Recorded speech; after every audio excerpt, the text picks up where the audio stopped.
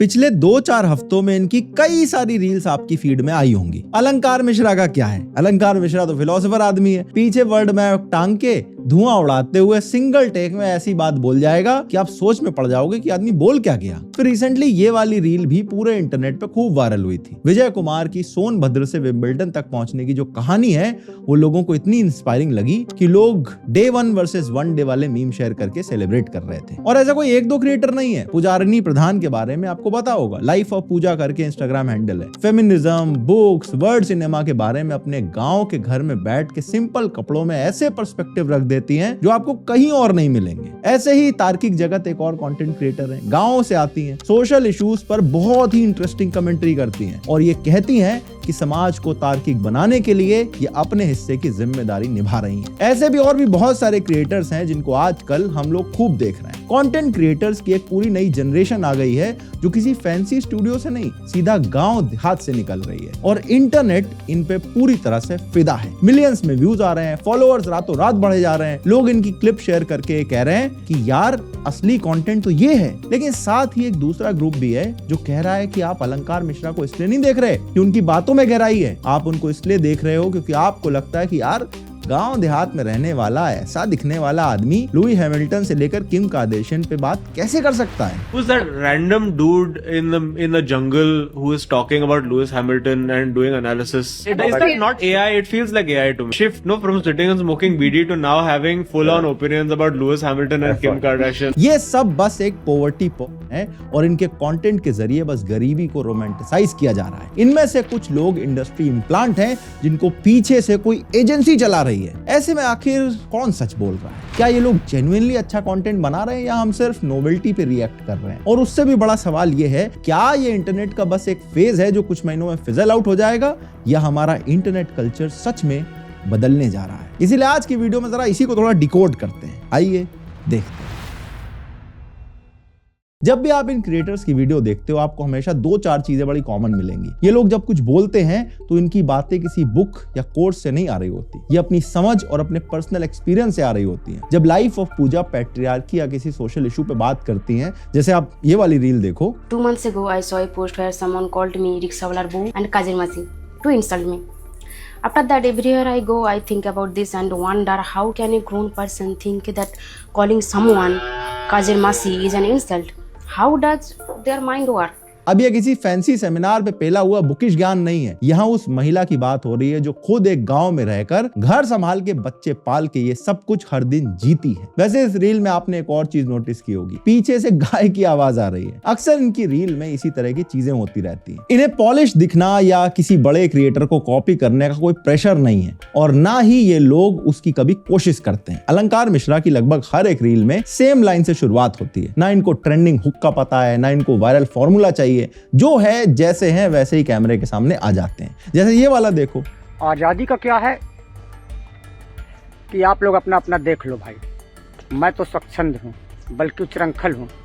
उड़ते हैं जो झंझावातों में, पीते हैं वारी प्रपातों में, सारा आकाश अयन जिनका, विधर भुजंग भोजन जिनका, वे ही फड़ीबंद छुड़ाते हैं, धरती का शीश जुड़ाते हैं। पेड़ के नीचे बैठ के बीड़ी की तलब लगी हुई है, कैमरा ऑन किया और बना दी रील। लेकिन रील में हल्की बात नहीं हो रही है, यहाँ बात हो रही है फ्रीडम के नेचर पे, जिसपे John Stuart Mill, Rossouw, Hobbes जैसे फिलोसोफर ने बुक लिख रखी है। और यही तो मेन पॉइंट है। मतलब ये लोग अक्सर ऐसे टॉपिक्स पे बात करते हैं जो हम अक्सर नहीं सुनते या फिर ऐसा पर्सपेक्टिव दे देते हैं जो इनसे हम एक्सपेक्ट नहीं कर रहे होते हैं। फिलॉसफी में इसी को एक्सपेक्टेंसी वायलेशन कहते हैं। हमारा दिमाग किसी भी इंसान को देखकर तुरंत एक प्रेडिक्शन बना लेता है कि यह इंसान क्या बोल सकता है और जब कोई उस प्रेडिक्शन को तोड़ देता है हमारा पूरा अटेंशन उस पे अटक जाता है। आप खुद सोच के देखो, एसी स्टूडियो में गेमिंग चेयर पे बैठे किसी पॉडकास्टर से F1 या लुई हैमिल्टन की बात सुनना एक्सपेक्टेड चीज है। स्क्रॉल करते वक्त आप शायद नोटिस भी ना करो, लेकिन वही बात जब गांव के घर के सामने पेड़ के नीचे बैठ के अलंकार मिश्रा जैसे दिखने वाला इंसान से सुनते हो तो दिमाग 1 सेकंड के लिए पॉज हो जाता है। लगता है कि अरे ये कुछ नया था गुरु। और मैं यहां पर अलंकार मिश्रा जैसे दिखने वाले इंसान का जो फ्रेज है वो जानबूझ के यूज कर रहा हूं क्योंकि हम कितना भी रट्टा मार लें कि डोंट जज a book by its cover, Zakir Khan सही कहता है, a book is always judged bye its cover और यही समाज की सच्चाई है। सिमिलरली फेमिनिज्म के बारे में किसी कॉलेज के प्रोफेसर या साइकोलॉजिस्ट या थेरेपिस्ट से सुनना बड़ी कॉमन बात है, लेकिन वही बात जब एक गांव की महिला अपने किचन में गैस पे खाना चढ़ाते हुए बोल दे तो वो फैसिनेशन क्रिएट करती है। एक न्यूनेस है इसमें, एक अनएक्सपेक्टेडनेस है, और इंटरनेट इसी शॉक थेरेपी का भूखा है, क्योंकि हम कभी सोचते ही नहीं कि ऐसे लोग ऐसी बातें कर सकते हैं। सालों से इंटरनेट ने मान ही लिया है कि पॉप कल्चर पे डिस्कशन, इंटेलेक्चुअलिज्म या फिलॉसफी सिर्फ बड़े स्टूडियो, क्लासरूम्स और महंगे माइक्स और हाई एंड पॉडकास्ट से आ सकते हैं। इस तरह के कंटेंट पे मानो टियर 1 शहरों ने अपना कॉपीराइट जमा रखा था, लेकिन अब ये नए क्रिएटर्स उस अजम्पशन को तोड़ रहे हैं। एक तरह का जो क्लास बैरियर या इंटरनेट एलिटिज्म चलता था उसको ये लोग ब्रेक कर रहे हैं, और जब भी कोई बैरियर टूटता है कुछ लोगों को थोड़ी तकलीफ होती है। अलंकार मिश्रा की F1 वाली रील जब वायरल हुई थी तो कुछ लोग उन्हें ट्रोल करने आ गए थे कि भैया ये जंगल में बैठ के लुई हैमिल्टन की बात कौन कर रहा है, ये आदमी ऐसा क्यों दिखता है, इसके बैकग्राउंड ऐसा क्यों है। इवन यहां तक लोग कह रहे थे कि अरे ये तो AI है, कोई बॉट है, रियल आदमी नहीं है, क्योंकि इनको हजम ही नहीं हो रहा था कि इस बंदे से F1 पे इतनी डेप्थ कोई एक्सपेक्ट भी कर लेगा, क्योंकि F1 जैसी टॉपिक पे बात करने का हक सिर्फ एलीट लोगों का है। पुजारिनी प्रधान के साथ भी सेम ड्रामा हुआ था। जब उनके फॉलोअर्स 6 लाख क्रॉस कर गए थे, नेटफ्लिक्स और ऑडिबल जैसे ब्रांड्स के साथ कोलैबोरेशन आने लगे, तो कुछ क्रिएटर्स के मन में थोड़ी सी मिर्ची लग गई, सीने पे सांप लौट गया, खुल के इन्हें कहने लगे कि ये तो इंडस्ट्री इम्प्लांट है। कुछ और क्रिएटर बोलने लगे कि इतनी कंसिस्टेंसी के लिए टाइम और रिसोर्सेज चाहिए होते हैं, मतलब पीछे से जरूर कोई बड़ी टीम काम कर रही है, कोई इसको फंड कर रहा है, क्योंकि इनके दिमाग में एक फॉर्मेट सेट है कि जब मैं बिना मेकअप किए 4 घंटे अपना ड्रेस सेलेक्ट किए बिना कैमरे के सामने नहीं आ सकती हूं, तो ये औरत कैसे कर सकती है, तो फेक होगा। इसके रिस्पॉन्स में पुजारिनी ने बड़ा क्लियर कर दिया था कि हाँ एक एजेंसी है, लेकिन सिर्फ ब्रांड डील करने के लिए। It took me only 15 to 20 minutes to shoot and edit this video, and it is not something magical, anyone can do that. So the first agency I worked with was in November. That agency never helped me shoot, edit or script my videos. It was all me, solely me. क्योंकि शुरुआत में लोग उनका फायदा उठा रहे थे। Shooting, editing, scripting सब वो खुद करती हैं, और ज्यादातर जो वीडियोस हैं वो 15 से 20 मिनट में शूट हो जाते हैं, क्योंकि उनको नहीं पड़ा मुझे दिखावा क्या करना है, उनको बात यह है कि मुझे बात क्या बोलनी है। अब अगर बॉलीवुड का कोई स्टार अपनी PR टीम रख के पेड प्रमोशन चलवाता है तो वो बढ़िया लगता है। गांव की एक लड़की से ब्रांड डील्स के लिए किसी एजेंसी के साथ टाई अप कर ले तो वो इंडस्ट्री प्लांट बन जाती है। यही तो है डबल स्टैंडर्ड जिसको ये क्रिएटर्स धता बता रहे हैं। इसके अलावा इस पूरी कहानी में एक दूसरा एंगल ये भी है कि अर्ली यूट्यूब एरा में अच्छा camera, studio quality, sound, sharp editing एक जेन्युइन कॉम्पिटिटिव एडवांटेज हुआ करता था। 2014-15 में अगर आपके पास DSLR था और आपको एडिटिंग आती थी तो आप ऑलरेडी 99% लोगों से आगे थे। प्रोडक्शन क्वालिटी ही अपने आप में कंटेंट थी। लेकिन आज 15,000 के फोन में 4K कैमरा आ जाता है, एडिटिंग के लिए AI के टूल है, फ्री ऐप अवेलेबल है, रेडीमेड टेम्पलेट है, थंबनेल AI बना देता है, स्क्रिप्ट लिख देता है, सबटाइटल ऑटोमेटिकली लग जाते हैं, मतलब ठीक ठाक प्रोडक्शन क्वालिटी अब एक ऐसी कमोडिटी बन गई है जो हर आदमी के रीच में है। और इसके साइड इफेक्ट ये हो रहे हैं कि सब कुछ एक जैसा दिखने लगा है। आप खुद अपनी फीड स्क्रॉल करके देखो, हर बड़ा क्रिएटर सेम तरीके से बोलता है। पहले 3 सेकंड में हुक आएगा, फिर जंप कट आएंगे, फिर जूम इन होगा, फिर बैकग्राउंड म्यूजिक लगेगा, और वही उसी तरह के हाथ के जो जेस्चर होंगे वो रहेंगे। एक ही कोचिंग से निकले हुए बच्चों की तरह सब की सब एक जैसी स्क्रिप्ट पे परफॉर्म करते हुए दिखते हैं। और स्पेशली अब AI के जमाने में ये चीज और ज्यादा ऑब्वियस हो गई। आप नोटिस करोगे कि बहुत सारे क्रिएटर्स अब ऐसे लाइंस बहुत फ्रीक्वेंटली बोलने लगे हैं कि this is not this but this. Example है A, B and C।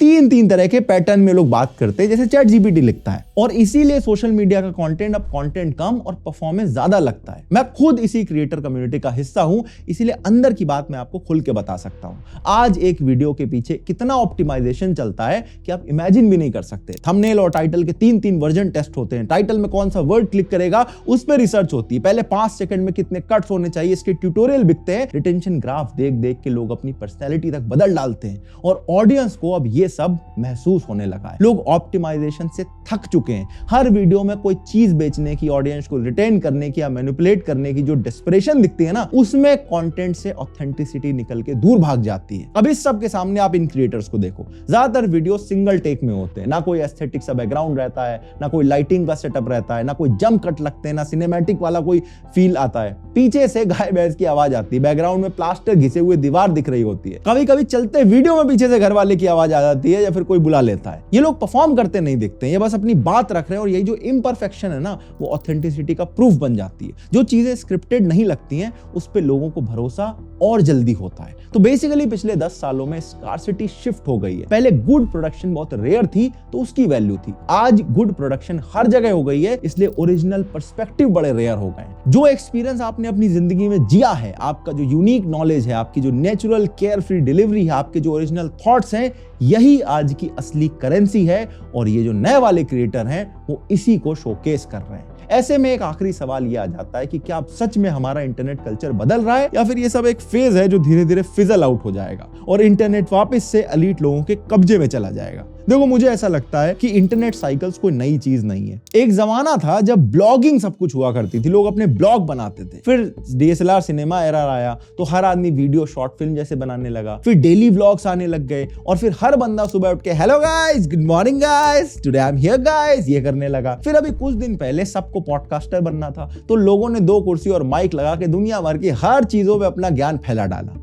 Her cycle में एक फॉर्मेट एक्सप्लोड करता है, फिर वो सैचुरेट हो जाता है और फिर अगली साइकिल शुरू हो जाती है। इस पर्सपेक्टिव से अगर देखोगे तो इन क्रिएटर्स का राइज इस अगली वाली साइकिल का पार्ट है। इंस्टाग्राम पे आज एक अलंकार मिश्रा है इसलिए सब लोग देख रहे हैं, लेकिन कल को अगर हर दूसरी रील उसी तरह से आने लगी तो लोग देखना बंद कर देंगे, शायद एक नई साइकिल शुरू हो जाएगी। और ये होगा धीरे धीरे, ऐसे और भी नए क्रिएटर्स आते जाएंगे और कैपिटलिज्म इन लोगों की रॉ ऑथेंटिसिटी को पैकेज करने की पूरी कोशिश करेगा, बल्कि कर भी रहा है। ब्रांड्स ऑलरेडी इनको नोटिस कर चुके हैं, एजेंसीज इस गेम में एंटर हो चुकी हैं। विजय कुमार की प्रोफाइल पे जाके देखो, वहां ऑलरेडी एक मीडिया एजेंसी का नाम लिखा हुआ मिलेगा जो इन्हें मैनेज करती है। पुजारिनी के पास ब्रांड डील के लिए एक एजेंसी है, मैनेजमेंट आ चुकी है और ऑप्टिमाइजेशन शुरू हो चुका है। स्पॉन्सरशिप जो है वो लाइन लगा के खड़े हो रहे हैं और मैं इसको बिल्कुल भी गलत नहीं मानता। इन लोगों को पैसा तो मिलना चाहिए, इनकी मेहनत का पूरा हक बनता है। ये जो क्रिएटर्स हैं, इनके लिए जो सोशल मीडिया की इनकम है वो इनकी जिंदगी बदल सकती है। इनफैक्ट मुझे पर्सनली भी काफी अच्छा लगता है